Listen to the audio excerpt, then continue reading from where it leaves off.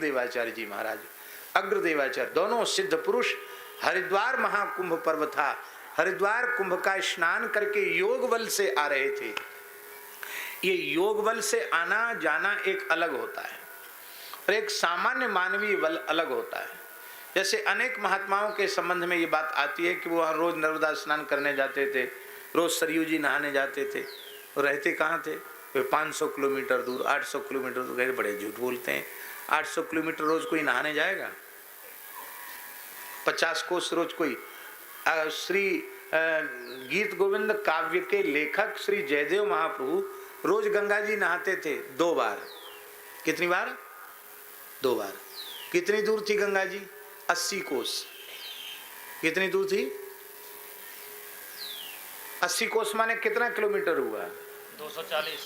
240 kilometre दूर थी गंगा जी।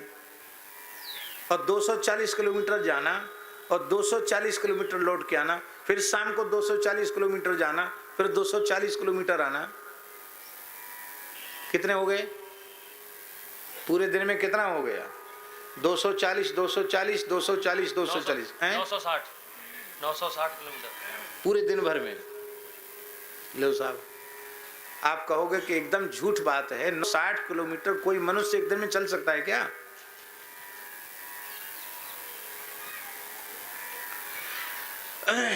और ये आने जाने की क्रिया कितनी देर में होती थी?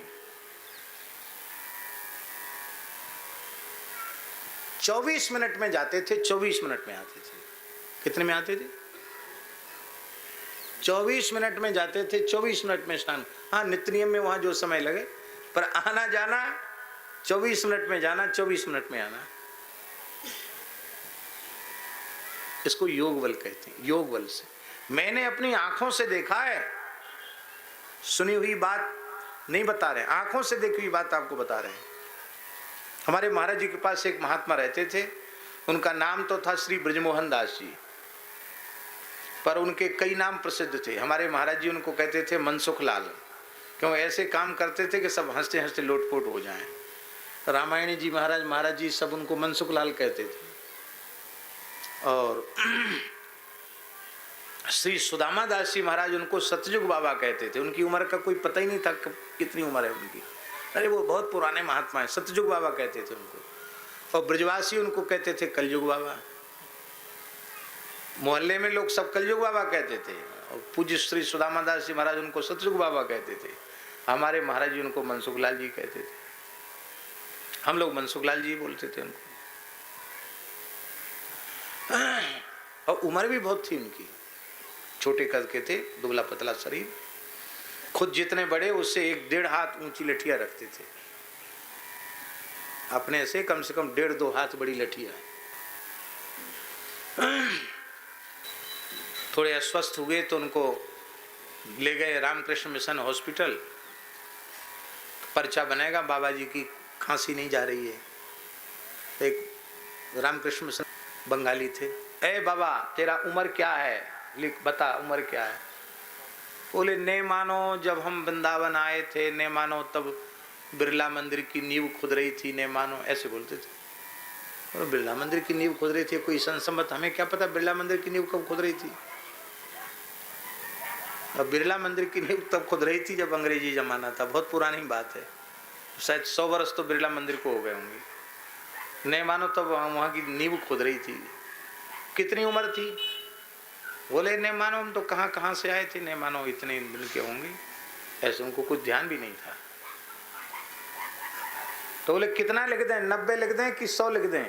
बोले तुम्हारी जितनी इच्छा उतनी लिख दो, हमें क्या पता कितनी उम्र है, तुम्हारी जो इच्छा हो उतनी उम्र लिख दो पर्चा में। ऐसे महात्मा थे, विलक्षण संत थे। वो भी एक दिन में, कई बार मेरे सामने की बात है, एक दिन में सवेरे महाराज जी को कहा उन्होंने कि हम जा रहे हैं परिक्रमा देने, और पैदल वहां से निकले मथुरा, जन्मभूमि होते हुए गए द्वारकाधीश, विश्राम घाट पे आचमन लिया, द्वारकाधीश का दर्शन किया, पैदल आए भूतेश्वर, भूतेश्वर दर्शन किया, फिर पैदल चले गए गिरिराज जी, रोड ही रोड, और गिरिराज जी की परिक्रमा दी, पैदल चले गए नंदगाम, नंदगाम की परिक्रमा दी, पैदल चले गए बरसाना, बरसाना की परिक्रमा दी, और फिर वहां से आगे फिर कोसी आ गए, और कोसी वाले रोड को पकड़ के फिर छठीकरा होके फिर वृंदावन। एक दिन में सवेरे गए, शाम को आगे। लोग झूठ मानते थे तो कहते थे वहां अमुक व्यक्ति से मिले, उनसे पूछ लो, वहां हमने चाय पी, उससे पूछ लो, वहां हमने प्रसाद पाया, उनसे पूछ लो। और पता करने पर पता लगता कि हाँ हाँ बाबा आए थे, कल जो बाबा आए थे, यहाँ मंगला में थे, यहाँ श्रृंगार में थे, यहाँ राजभोग आरती में थे।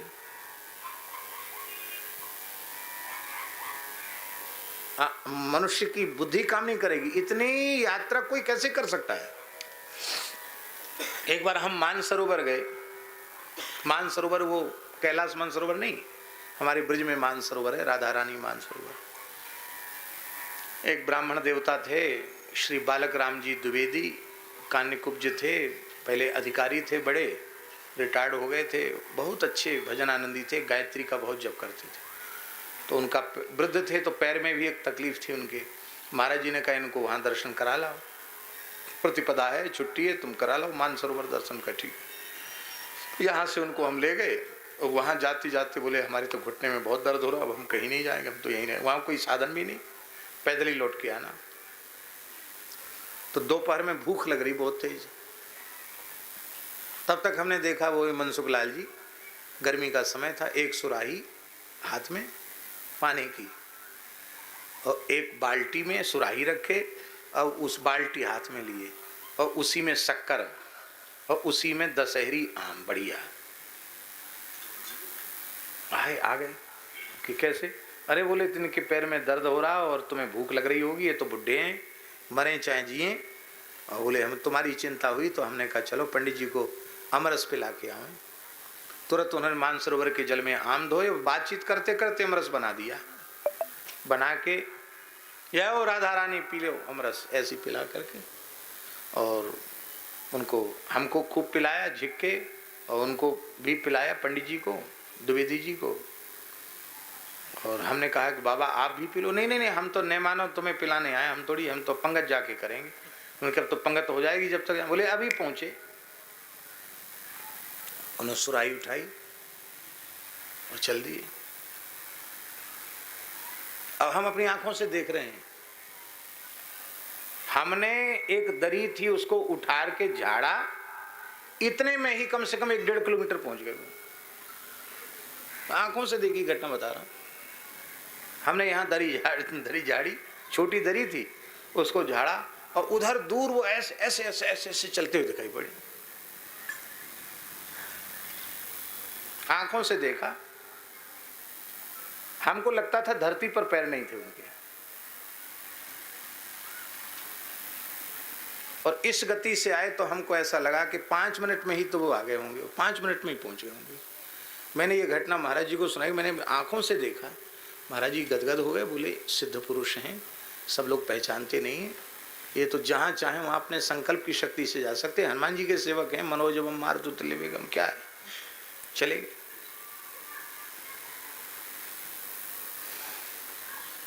योग बल होता है, योग बल से कहीं से कहीं जाया जा सकता है, संकल्प में बल होता है। और श्री अग्रदेवाचार्य जी महाराज और उनके बड़े गुरु भाई श्री कील देवाचार्य जी महाराज दोनों ही योग बल से वहां से जा रहे हैं।